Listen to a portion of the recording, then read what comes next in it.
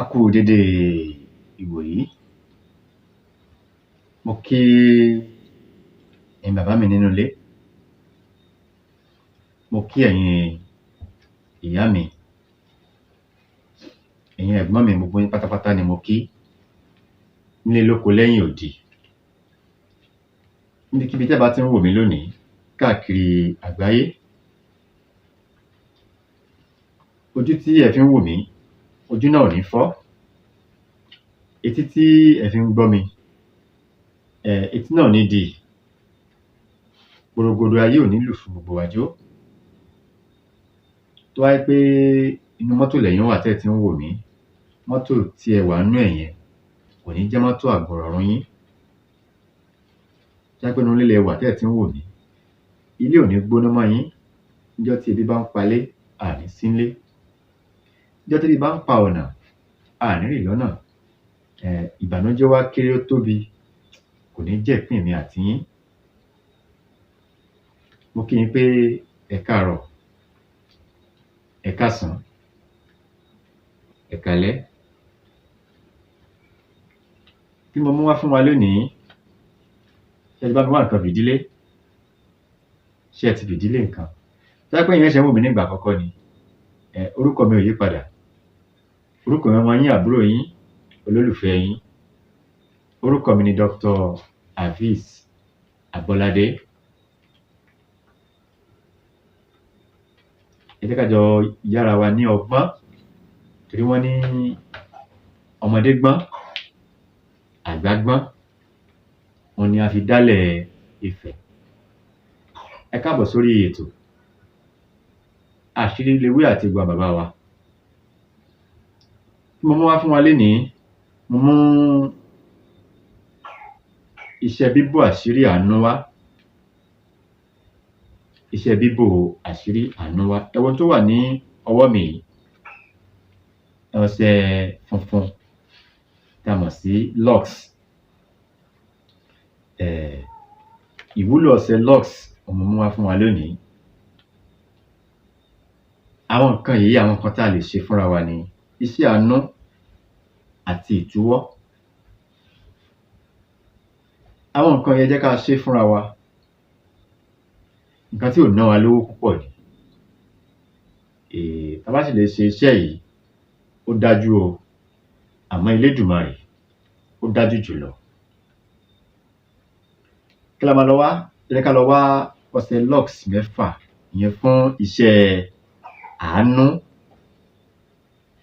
Àtèmi àtẹ̀yin á ra àánú gbà. Àánú ó wá wa rí. Níbi tí aláàánú mi wà, Ọlọ́run jẹ́ kó tètè wá mi rí. Aláàánú yóò wá yín rí. Níbi tí orí wa ó ti sọre, kí ẹsẹ̀ wa kó má ṣàì gbé wa débẹ̀. Gbogbo ẹ̀yin tẹ́ ń ṣàánú mi pátápátá, ẹ rí àánú gbà o. Mo dúpẹ́ lọ́wọ́ ẹ̀yin olólùfẹ́ mi pátápátá. Ẹ̀yin tí ẹ̀ ń fún mi ní ẹ̀bùn kan sí kejì, ẹ̀yin tẹ́ ń fún mi ní ìmọ̀ràn, mo dúpẹ́ lọ́wọ́ yín o. Àgbà ò ní tán lórílẹ̀. Ẹ̀yin tí ẹ ti subscribe, ẹ dákun, mo bẹ̀ yín, mo bẹ̀ yín. Bá mi subscribe, bá mi share program yìí, bá mi like, ẹ comment kó lè jẹ́ àǹfààní fún ẹlòmíì. Ọlọ́run ní ṣe èmi àti yín ní ẹja inú kànga. Yẹ kójú kan náà ní ó máa wà. Àtèmi àti yín àní wà bákan náà mọ́. Bá mi share program yìí, bá mi like, ẹ comment. Nígbà tó bá ṣe fídíò tí ẹ̀yin èèyàn mi, tá rí bí èèyàn 1000 tó ń wo fídíò wa, tá àwa rẹ́ni comment, tá àwa rẹ́ni like. Ibi tá bá kù sí, ẹ sọ fún wa. Nǹkan tí ò bá yé yín, ẹ béèrè béèrè, màá ṣàlàyé fún yín yékéyéké lórí àwọn fídíò yìí.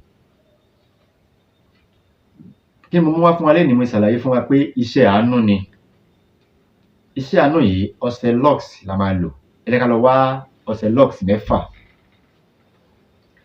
Ọṣẹ Lux 6 yìí àti ìsasùn tuntun. Ìsasùn tí a ti lò rí, tá a ti yọwọ́ ọjà kúrò lára ẹ̀. á wá kó ọṣẹ yìí á kó sínú ìsasùn. Ẹ jẹ́ ká bu omi díẹ̀ sí i, ẹ jẹ́ ká fi ọ̀bẹ ká fi gé ọṣẹ yìí ká fi gé sínú ìsasùn. Ṣá ti bu omi sí i, ẹ jẹ́ ká sè é kó jinná. Tó bá ti jinná dáadáa, ẹ jẹ́ ká sọ̀ ọ́. Ẹ jẹ́ ká wá lọ èpo ọ̀bọ̀, ká lọ̀ ọ́ kó kúnná dáadáa. Ṣùgbọ́n tá bá fẹ́ lo èpo ọ̀bọ̀ yìí, ẹ jẹ́ ká rí i pé a fi èpo ọ̀bọ̀ yìí sínú omi. Tá bá fi sínú omi, tá bá lọ̀ ọ́, ó máa fi wa nímú, ó sì lè tún dá kàtá sí wa lára. Ẹ jẹ́ ká lọ̀ ọ́ kó kúnná. Tá ti lọ̀ ọ́, ẹ jẹ́ ká da èpo ọ̀bọ̀ sínú ẹ̀, ẹ jẹ́ ká rò ó papọ̀. Ṣá ti rò ó? Ṣẹ́rí tí a bá ti wá ṣe báyìí tán, á wá wá ẹyin adìẹ ìbílẹ̀. Ẹyin adìẹ ìbílẹ̀. Báwo la ṣe máa ṣe náà ni pé á wá kó ọṣẹ yìí, á kó sínú ike funfun. Á kó sínú ike funfun. A lè kó sínú igbá tàbí ike funfun. Ẹyin adìẹ òróró tẹ́dìẹ ò sábà lé lórí. Ẹyin adìẹ tó mọ́, ìyẹn adìẹ ìbílẹ̀, á wá fi gún ọṣẹ yìí ní àárín orí. Ṣá ti fi gún un? Ẹ má gbàgbé láti subscribe sórí ìkànnì yìí. Bá mi share program yìí. Nǹkan tí ò bá yé yín, ẹ béèrè ìbéèrè lórí ẹ̀, màá ṣàlàyé fún yín yékéyéké. Ẹ lè pè mí sórí àwọn nọ́mbà mi 080 53 13 31 42 tàbí 081 46 61 63 71 tàbí 080 39 33 66 75. Ṣá ti fi ọṣẹ yìí sínú ẹ̀.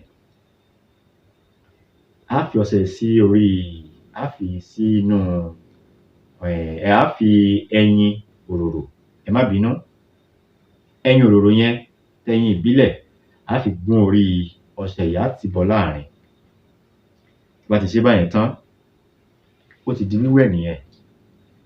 Iṣẹ́ àánú ni, iṣẹ́ ìtúwọ́ ni. Àtèmi àti yín, á ra àánú gbà. Aláàánú á wá wa rí, aláàánú ó wá wa rí. Iṣẹ́ yìí ò jù báyìí lọ o. Mo dúpẹ́ lọ́wọ́ ẹ̀yin tí ẹ̀ ń fún mi ní ẹ̀bùn. Mo dúpẹ́ lọ́wọ́ yín, ẹ̀yin tí ẹ̀ ń fún mi ní ìmọ̀ràn. Àgbà ò ní tán lórílẹ̀ o. Ẹ̀yin tí Ọlọ́run mọ̀, mo dúpẹ́ lọ́wọ́ yín o. Mo dúpẹ́ gidigidi lọ́wọ́ yín. Ẹ̀yin tí ẹ ti dán àwọn iṣẹ́ mi wò, tẹ́ ẹ sọ fún mi pé mo ṣe sọ yìí náà bẹ́ẹ̀ náà lórí. Ẹ má wá dúpẹ́ lọ́wọ́ mi. Ọlọ́run ọba Elédùmarè, òun lọba tí ẹ kẹ́ ẹ dúpẹ́ fún. Ọlọ́run ọba Elédùmarè, òun lọba tọ́pẹ́ yẹ. Ẹ má dúpẹ́ lọ́wọ́ mi. Ọlọ́run ni, èmi kọ́. A ní rí jù báyìí lọ lórí ètò àṣírí ewé àti egbò àwọn bàbá wa. Orúkọ mi ò yí padà. Orúkọ mi ọmọ yín, àbúrò yín, olólùfẹ́ yín. Orúkọ mi náà ni Dr. Aviz Abolade.